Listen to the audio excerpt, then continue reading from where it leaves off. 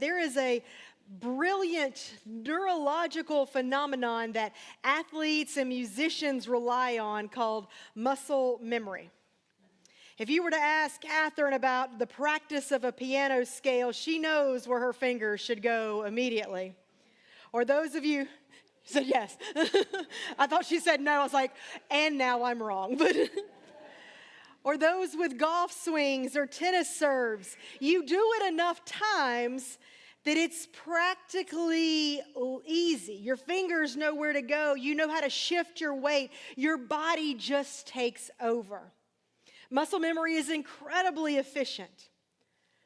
But if I'm honest, outside of sports and music and maybe a few other things, muscle memory can be profoundly dangerous. Have you ever driven home, pulled into your driveway, parked the car, and suddenly realized you have zero memory of the past 5 miles? I see those nods, right? And now every police officer that's watching is following all of our cars home. But we stop at the red lights. We make the correct turns, but your mind is somewhere else entirely. You arrive safely, but you are absent in the journey. Then what about our relationships? Is it entirely possible to ask someone, how was your day, just out of pure muscle memory? You say the words, but are you really waiting for an answer? We could even kiss our spouse, hug our kids, call a friend, not because your heart is moved by love, but because it's Tuesday, and that's simply what you do on Tuesday. You see, the mechanics are flawless, but our soul has left the building. Spiritual life is deeply susceptible to muscle memory. We can learn the liturgy. We can recite it when it's up on the wall. We wonder at the same time if we left the oven on at home. We know when to stand up and sit down, when to bow our heads, what to put in the offering plates. But every year on Ash Wednesday, even out of sheer muscle memory, we start to think the questions. I suppose I should give up chocolate or soda or scrolling social media. We begin to perform the mechanics of faith. But friends, Lent is not designed to be routine. This season of Lent that we find ourselves in is a spiritual pattern interrupter. It is a 40-day wake-up call meant to snap us out of our highway hypnosis. It invites us to pull the car over and ask the questions, where are we actually going? So this morning, as we step into the season of Lent, we have to confront, I believe, a difficult reality, and that's this. It is shockingly easy to do religious things while completely missing the heart of God. It is shockingly easy to do religious things and completely miss the heart of God. It is easy for us to fold our hands and sing the hymns, to give up luxury for a few weeks. Now, it's not easy to sing Do What Daniel Did. Do you know how many words were in that song? That was impressive. But we can give up things and entirely be asleep to the world that is around us. When our faith becomes nothing more than a private, repetitive exercise in self-improvement, a tension begins to build inside of us. And we start to wonder, is this it? Does God really care if I skip dessert for 40 days? Is my religion actually changing anything? If you have ever felt that tension, if you've ever wondered if your spiritual practices have lost their pulse, you're not alone. It's a timeless problem. In fact, thousands of years ago, the prophet Isaiah was speaking to a community of people who were doing all the right religious things, yet their souls were dying. So in that text, in Isaiah 58, The Israelites have just returned from exile. They had come back to their land after being pushed out. The trauma of Babylon is behind them, but their homes, the community, is in ruins. The walls of Jerusalem are crumbled.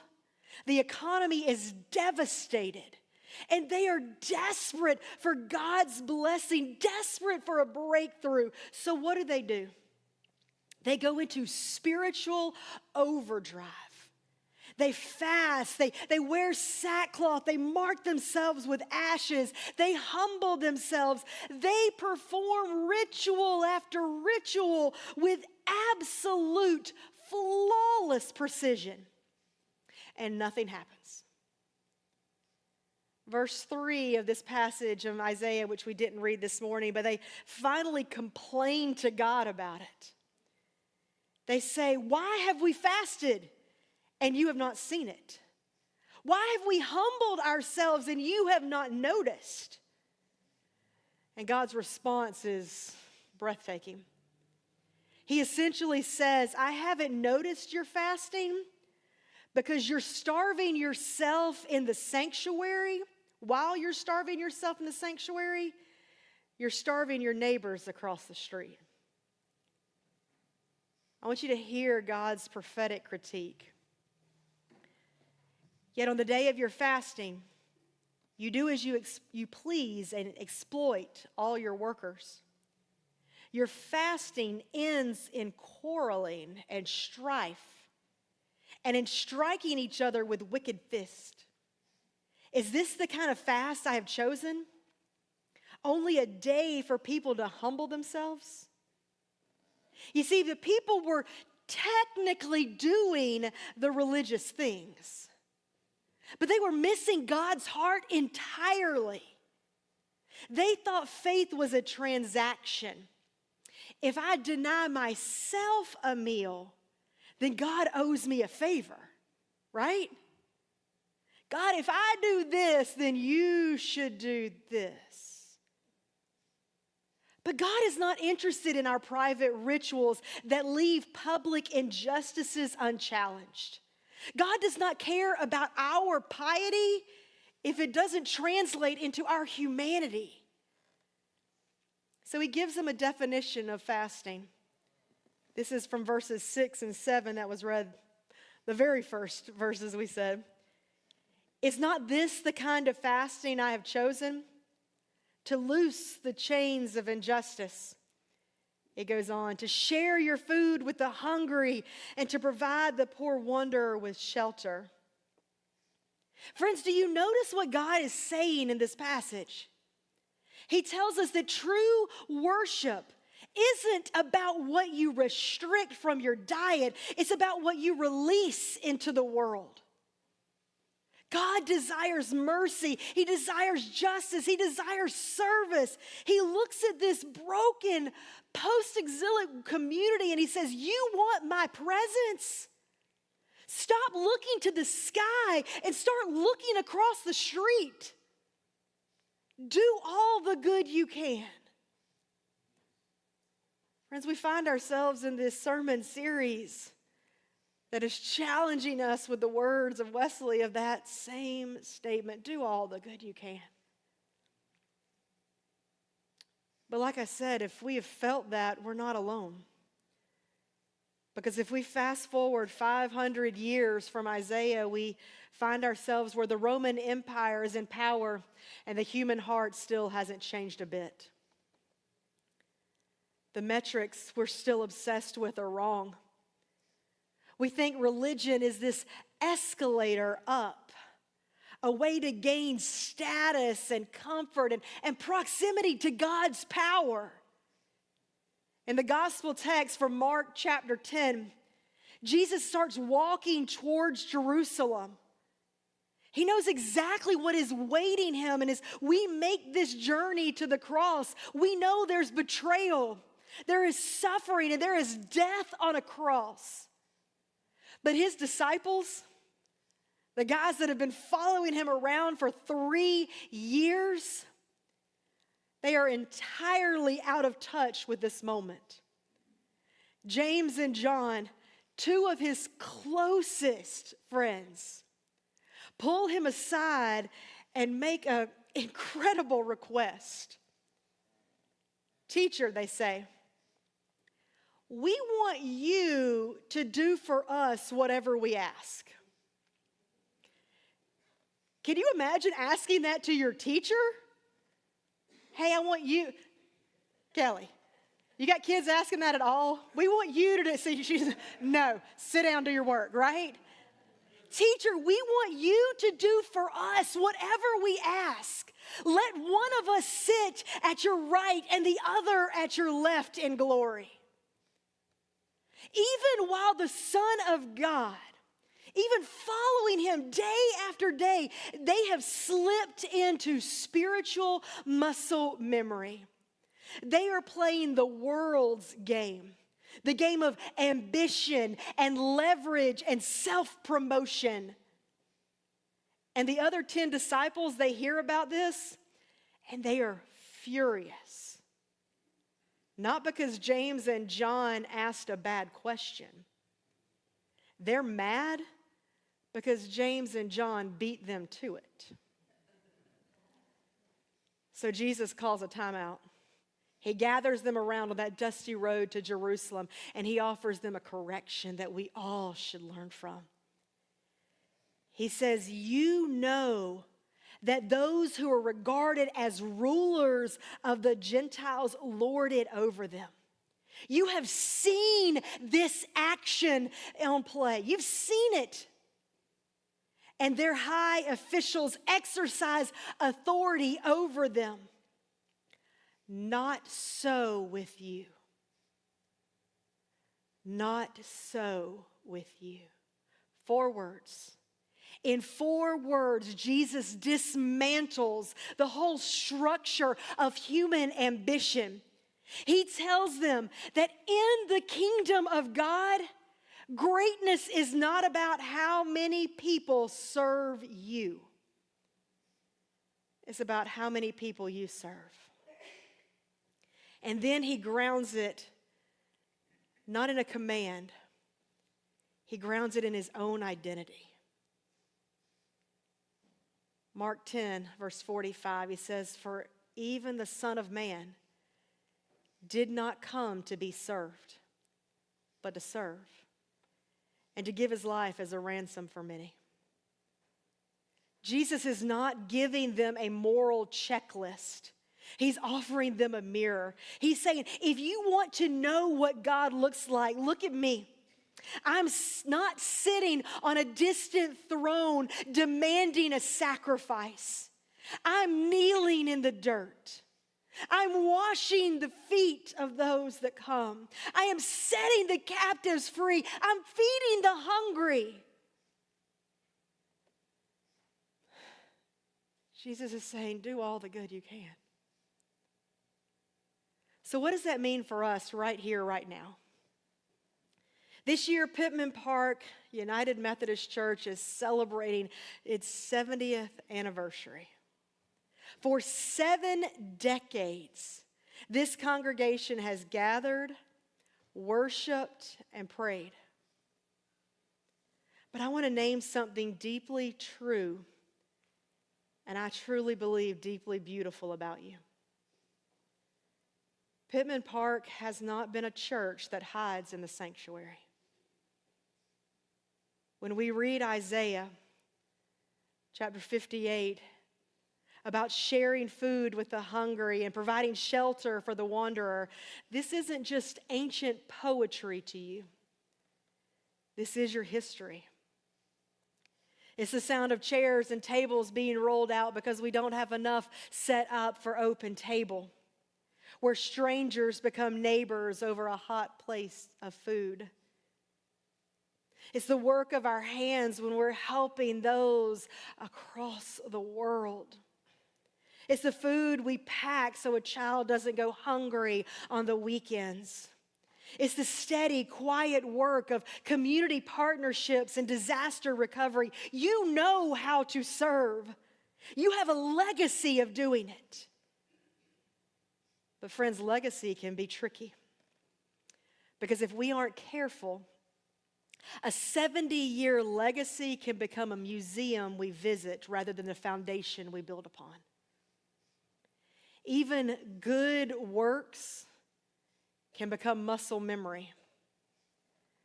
We can start writing checks and filling up the volunteer slots because that's what we do, rather than because our hearts are breaking for what breaks the heart of God. Friends, this season of Lent is a season of recommitment. Lent is God tapping us on the shoulder and asking, are you still awake? Are you still in love with the world that I have created that is waiting for you to come and to share? Jesus says, you will do even greater things than I. Are we doing the greater things? This Lenten season, I want to challenge us, maybe to rethink our approach to Lent in and of itself. What if we shifted the primary question? Instead of asking, what am I giving up for Lent? Ask, who am I lifting up for Lent? Friends, fasting from coffee and chocolate is fine, but it can be incomplete if it doesn't move us deeper in our faith with God, if it doesn't draw us to our neighbor. Friends, this whole series of do all the good is the old Methodist rule goes by. It's this phrase, do all the good you can by all the means you can, in all the ways you can, in all the places you can, at all the times you can, to all the people you can, as long as ever you can. So the challenge to all of us is not abstract. I want you to identify one concrete, real act of mercy, justice, or service that you can do before next Sunday. One thing this week, local, real, something you can touch and do. Maybe it's buying groceries for a family in your neighborhood who you know is quietly struggling. Maybe it's serving at open table, not just scooping the mashed potatoes, but moving from the comfort of your seat and finding another and having real conversation with someone you don't know. Maybe it's making a phone call to someone who feels isolated, bringing them out of their own personal exile of loneliness. Friends, do not let this week pass on autopilot. Break the muscle memory and let us choose to serve. And if we do this, if we actually commit to breaking that muscle memory, stepping out of our routines and lifting people up, there's a promise waiting for us. Back in Isaiah 58, God says that if you spend yourself on behalf of others, of the hungry, then your light will break forth like the dawn. I used to think I knew what light looked like. I thought it looked like a packed sanctuary, a flawless liturgy. I thought the light was the church looking spectacular. But I'm reminded of an individual in the story of a woman named Edith. Edith was a pillar in the church, very similar to this one. She'd been at the church for over 50 years. And when you have that kind of history, you know how to do things, right? You know how to shine the silver communion ware to where it sparkles. You know how the hymns should be sung. Not how they're always sung, but how they should be. You know exactly who's missing on the third row, 4 in, right? Edith knew these things, 50 years in service. But then there was a storm, much like what we've experienced. And the community was out of power for a while. The church was able to piece together gas burners enough to make a meal and serve their community, those who were hungry. And there was Edith, this 82-year-old precious woman wearing an apron over her good blouse, because that's Miss Edith, standing behind the plastic folding table, and for over 6 hours ladling out soup into paper bowls for people who had lost a lot. A reporter from the paper comes through to take pictures and to document the recovery efforts. And he goes up to her and he smiles. He says, "Ma'am, it's wonderful what your church is doing. You must feel very proud to be serving God this way." And Miss Edith, I can see it now. She rested her metal ladle against the edge of the pot. And she looks up at the man and looks out over those that had gathered outside just to sit to eat their soup. And she says, "Serving God? Oh, honey, no." She was from a southern church. But she points to the man covered in mud, and she points to the mother that is just trying to keep her kids fed for the day. "I'm not serving God. God is out there with mud on his boots. God is that mom trying to keep it all together. God just lost their house because of a tree that fell through. I'm just trying to make sure that God gets a warm bowl of soup." Friends, James and John came to Jesus and said, "Lord, let us sit at your right and your left in glory. Let us be great." Jesus looked at them and said, "You don't know what you're asking. The Son of Man did not come to be served, but to serve." Pittman Park, your light is ready to break forth like the dawn. So may we take off our coats, pick up our ladle, put on the apron, go find those, and let God show us the way. Do all the good you can.